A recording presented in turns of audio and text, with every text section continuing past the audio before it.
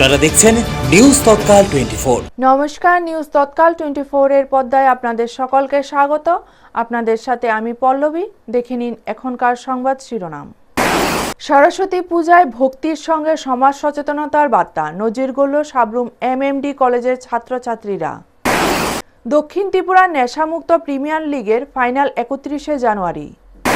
Degree নয়, বড় মনেই দেশপ্রেম, সোনামুড়ায় জাফর আলীর দেশাত্মবোধক টমটম। নেশাগ্রস্ত চালক নিয়ে দমকল গাড়ি দুর্ঘটনার শঙ্কা, স্থানীয়দের মধ্যে ক্ষোভ। কৈলাস শহরে সরস্বতী পূজায় দুই গোষ্ঠীর সংঘর্ষ, উত্তেজনা চরমে। নেতাজি জন্মবার্ষিকী উপলক্ষে সাবরুম বজেন্দ্রনগরে 3 দিনের মেলা। এখন সংবাদ বিস্তারিত। পূজার ঢাকে ঢাকে যখন সাবরুম মহকুমা মুখর, তখন সেই আনন্দের ভিড়েই ধরা দিল এক অন্যরকম বার্তা, ভক্তির সঙ্গে সমাজ দায়িত্বের সুন্দর মেলবন্ধন। শুক্রবার সাবরুম মহকুমার বিভিন্ন প্রান্তে উৎসবমুখর পরিবেশে ভক্তিভরে পালিত হলো সরস্বতী পূজা। স্কুল ও কলেজের ছাত্রছাত্রীদের সক্রিয় অংশগ্রহণে প্রাণ পায় প্রতিটি পূজা মণ্ডপ। তবে বিশেষভাবে নজর কাড়ে মাইকেল মধুসূদন দত্ত কলেজের ছাত্রছাত্রীদের ব্যতিক্রমী উদ্যোগ।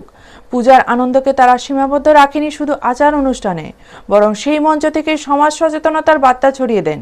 বেটি বাঁচাও বেটি পড়াও এবং বাল্যবিবাহ প্রতিরোধ পোস্টার ও লিফলেটের মাধ্যমে এই বার্তা সাধারণ মানুষের কাছে পৌঁছে দেন কলেজের ছাত্রছাত্রীরা।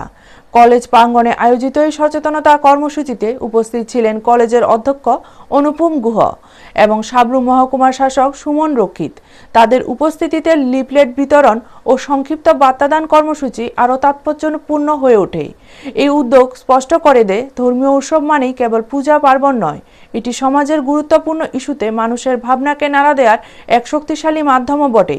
ছাত্রছাত্রীদের এই সচেতন ও দায়িত্বশীল ভূমিকা ভবিষ্যৎ প্রজন্মকে সঠিক পথে এগিয়ে নিয়ে যেতে অনুপ্রেরণা যোগাবে, এমনটাই মনে করছেন এলাকাবাসী। Bureau report, news Tatkal 24।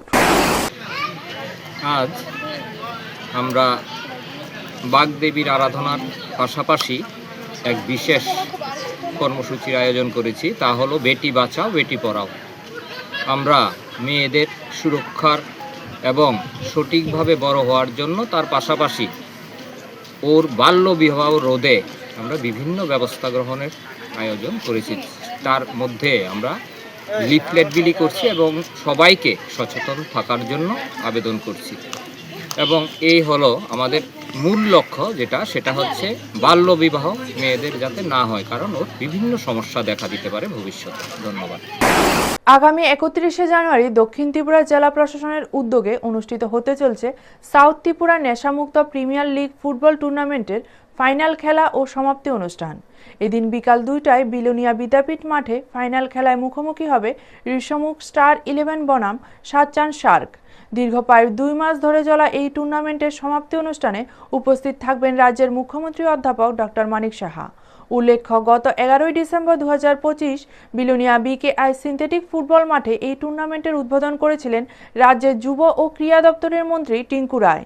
এই টুর্নামেন্টে মোট 12টি দল অংশগ্রহণ করে। এর মধ্যে ছিল রাজ্যের 8টি ব্লক, 3টি পুর পরিষদ ও নগর পঞ্চায়েতের দল ও পাশাপাশি নেশামুক্তি কেন্দ্র থেকে সুস্থ হয়ে ফেরা সদস্যদের নিয়ে গঠিত একটি দল, যা টুর্নামেন্টের অন্যতম ব্যতিক্রমী ও মানবিক দিক হিসেবে প্রশংসিত হয়েছে। সমাপ্তি অনুষ্ঠানে বিশেষ আকর্ষণ হিসেবে থাকছে বলিউডের জনপ্রিয় সঙ্গীত শিল্পী শ্রুতি পাঠকের সঙ্গীত পরিবেশন। এদিন মুখ্যমন্ত্রী বিলোনিয়া মহকুমায় একাধিক উন্নয়নমূলক প্রকল্পের শুভ উদ্বোধন ও ভিত্তিপ্রস্তর স্থাপন করবেন বলে জানিয়েছেন দক্ষিণ জেলা শাসক Mohammad Sajjad P. Bureau report, news Tatkal 24। के लिए प्रेस मीट किया है और साथों साथ में आप लोगों को पता भी होगा सीएम सर फिर 27 तारीख को सबरू में भी आ रहे हैं। उधर हमारा एक नूतन एक इंटीग्रेटेड आयुष हॉस्पिटल हुआ है वेस्ट जलेफा में, और सबरूम सब डिविजनल हॉस्पिटल का एक ब्लड बैंक भी, वो बहुत पहले काम हुआ था, अभी उनका थोड़ा काम बाकी था, वो भी करके उधर ब्लड बैंक का भी इनॉग्रेशन होगा 27 को। साथ में एक ब्लड डोनेशन कैंप भी रखेंगे, तो ये 27 को है। तो ये दोनों इन्फॉर्मेशन आप सबको देने के लिए प्रेस मीट किया गया। तो सब लोगों को डिस्ट्रिक्ट एडमिनिस्ट्रेशन की तरफ से इनवाइट कर रहा हूँ। 31 जनवरी जो नशामुक्त फुटबॉल टूर्नामेंट का फाइनल मैच है विद्यापीठ ग्राउंड में, और उसके बाद जो कल्चरल प्रोग्राम है, दोनों में सब लोगों का इनविटेशन दे रहा हूँ डिस्ट्रिक्ट एडमिनिस्ट्रेशन की तरफ से। ডিগ্রি নেই, বড় মঞ্চ নেই, তবু বুক ভরা দেশপ্রেম আছে। সোনামুড়া শহরের রাস্তায় যখন একটি সাজানো টমটম ভেসে ওঠে দেশাত্মবোধক গানে, তখন অনেকেই থমকে যান, কারণ ওই টমটম শুধু একটি বাহন নয়, ওটাই যেন দেশপ্রেমের চলমান বার্তা। প্রত্যেক বছরের মতো এবছরও নেতাজি সুভাষচন্দ্র বসুর জন্মজয়ন্তী উপলক্ষে সোনামুড়া শহরের বুকে দেশাত্মবোধের এক অনন্য দৃষ্টান্ত তুলে ধরলেন টমটম চালক জাফর আলী। শুক্রবার সম্পূর্ণ দেশপ্রেমের সাজে সেজে উঠেছে তার টমটম।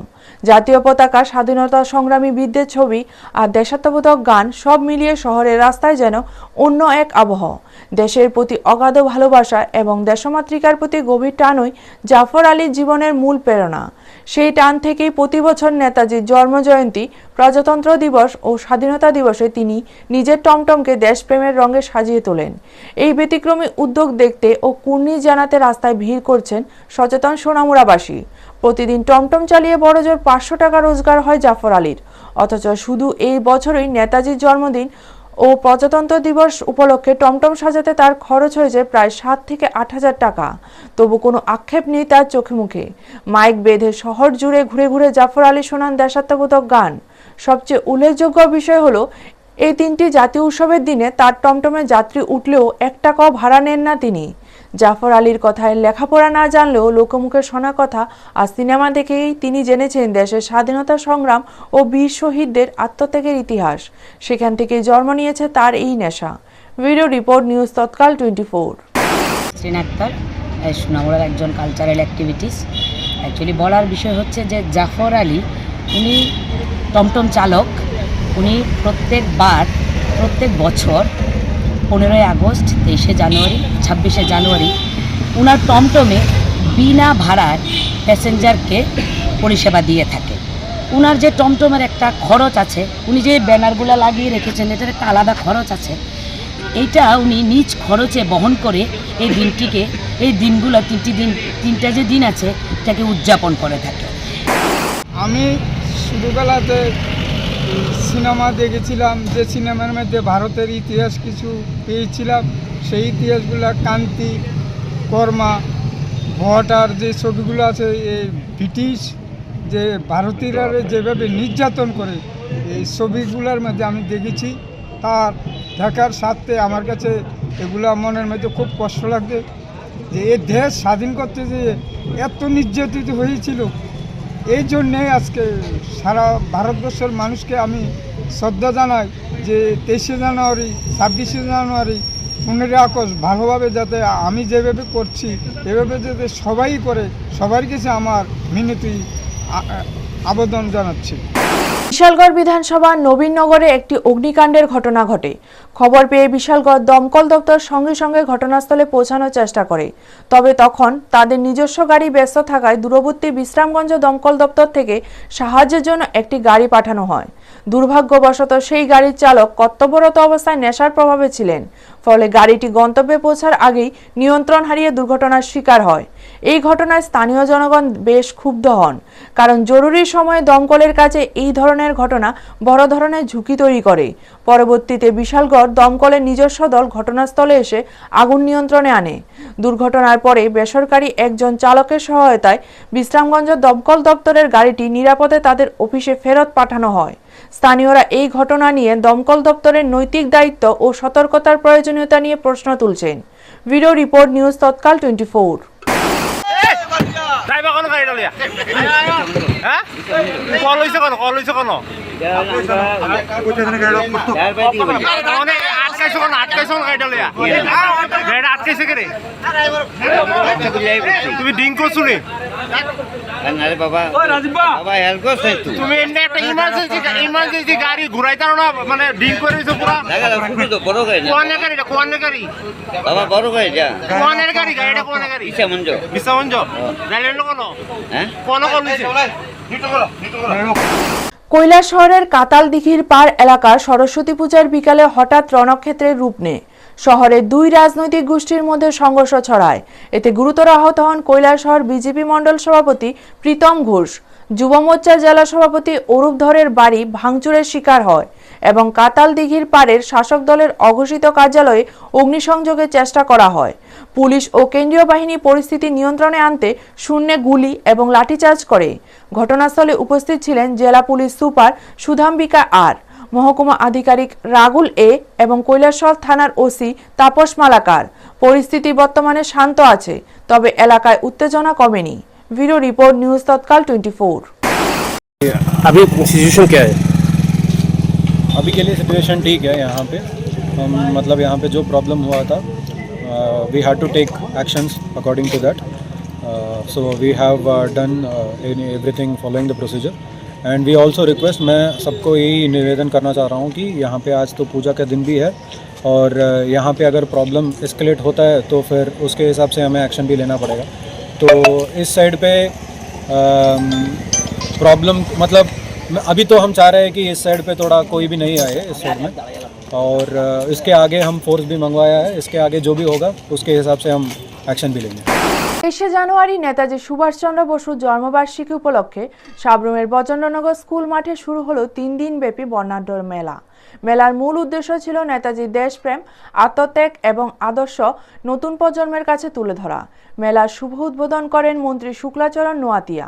বিশেষ অতিথি হিসেবে উপস্থিত ছিলেন সাবরুমের প্রাক্তন বিধায়ক শঙ্কর রায়, জেলা সভাপতি দীপক দত্ত এবং মহকুমা শাসক সুমন রক্ষিত সহ অন্যান্য বিশিষ্টজন।